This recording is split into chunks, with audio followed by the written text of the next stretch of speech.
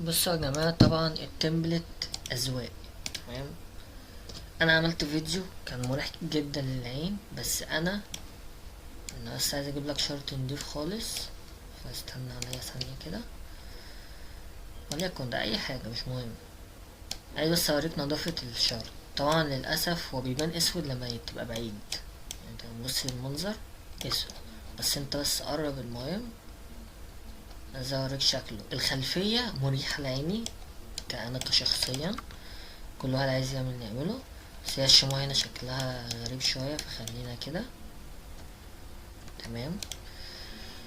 دلوقتي هنقول على الاعدادات. اول حاجة الخلفية والشموع كده. الشمعة البرتقاني دي دي الصاعدة، والسودة هي الهابط. هندوس على كليك يمين، بعدين سيتنجز، البادي، الاوبستي 100%، وده الكود. يلا بينا اللي بعده. الاسود، كل الاسود ده اوبستي 100%، كل ده اسود. خلصنا. الكانفا لازم سوليد، وانا عاملها فيرد اند الهورز اللي هي هوريزونتال وفيرتيكال. ممكن تعملها نون يعني، بس انا مخليها كده الصراحه. او بص، لو عملت نون هيبقى كده، بس انا بحس ان ايه، لا كده، بحس ان كده احسن. خليها سوليد، مش التانية. ده الكود قدامك اهو. قشطة. التكست باللون الاسود، وهنا رقم 12.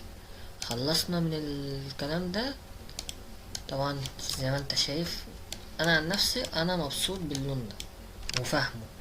تعالى بقى اقولك على الالوان التانية.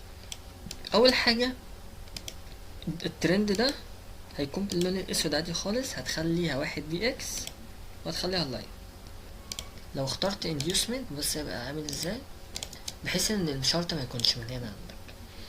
ده هيكون 1 بي اكس لاين، والكود بتاعه اهو، الاوبستي 70%، الكود بتاعه اهو.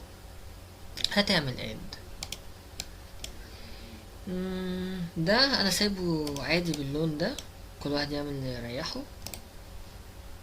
وده اللون موجود اصلا هنا، ونفس الكلام عامله في الفيرتيكال تقريبا، نفس اللون امسح، شيل.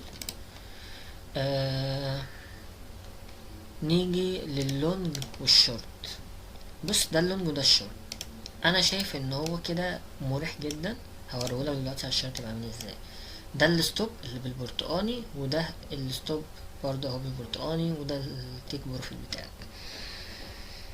هوريك الاعدادات. دي اللونج، الكتابة هتكون باللون الاسود